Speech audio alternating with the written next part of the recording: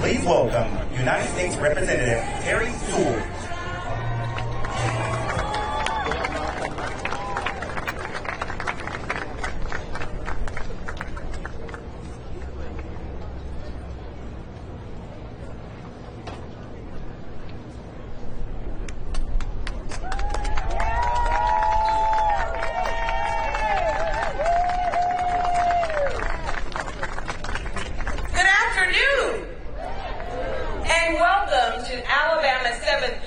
District, and more specifically, welcome to my hometown of Selma, Alabama.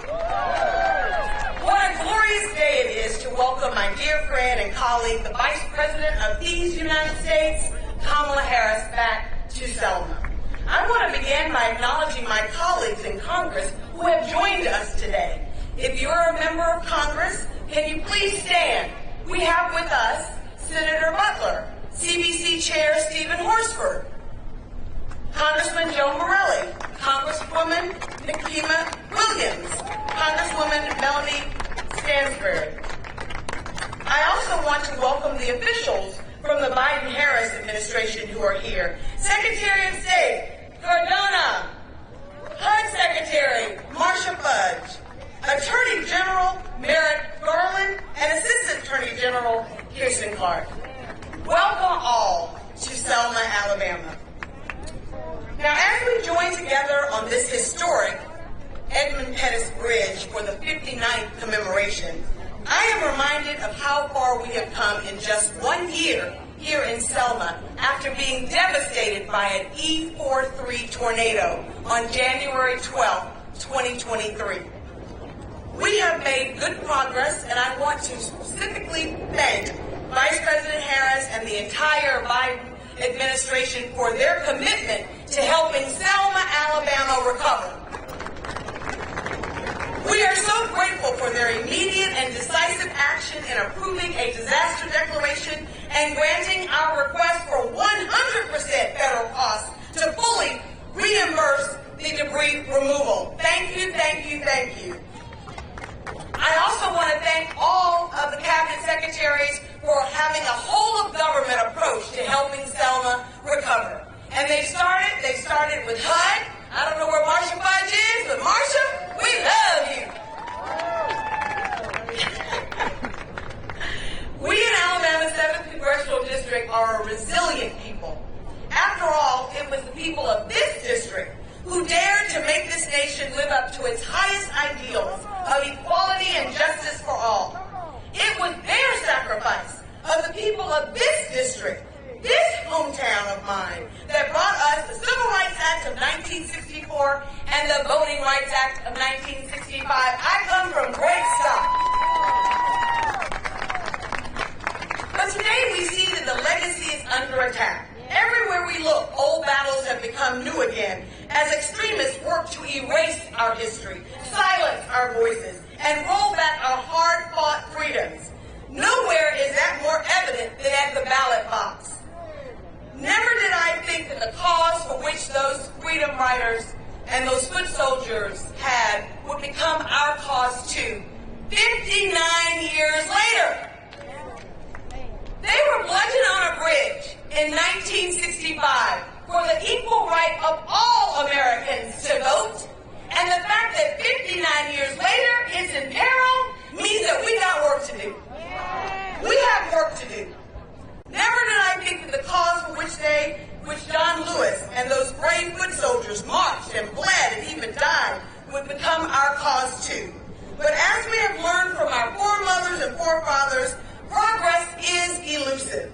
And it is up to every generation to preserve the progress of the past and to advance it. It was John Lewis who said, "Ours is not the struggle of one day, 1 week, or 1 year. Ours is not the struggle of one judicial appointment or one presidential term. Ours is the struggle of a lifetime or many lifetimes, and each of us in every generation must do our part." Ladies and gentlemen, we have to do our part. I proudly carry the seminal piece of legislation that bears Congressman John Lewis's name that would fully restore the protections of the VRA. It's called the John Robert Lewis Voting Rights Advancement Act, and we need to pass it now. It needs to be signed into law now. When do we need it? We need it now. We all have a role to play. As leaders, we must lead, and as voters, we must vote. I submit to you this. If your vote didn't matter, extremists would be trying so hard to take it away. Our vote is our voice. And when we vote, we win. And when black people vote, we make a difference. Look at Atlanta. Let me say it again. When we vote, we all win. Uplifting underserved communities and black communities is uplifting all of America. So we can make a difference, but we must act. There's no better way to honor the legacy of those whose shoulders we stand on than to exercise the right that they sought for us to secure. In the words of John Lewis, the vote is the most sacred, nonviolent tool in our democracy, and we must use it or we lose it. Today we cross the Evan Pettus Bridge in honor of their legacy, but our march towards the beloved community does not end on the other side. It continues in every vote that's cast, every vote that's counted, and in every voice that is heard.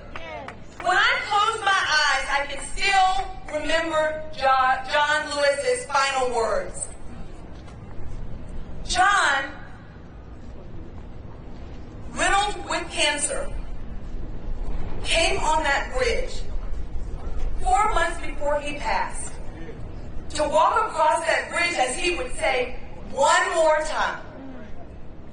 He gave us the solution and the remedy. If you close your eyes, I think you can almost hear him. He said, never give up, never give in, work as hard as you can, and keep your eyes on the prize. We are not going to give up. We are not going to give in. And we are not going back. So we're going to pass the John Robert Lewis Voting Rights Advancement Act. I will continue every Congress that I am so proud to be elected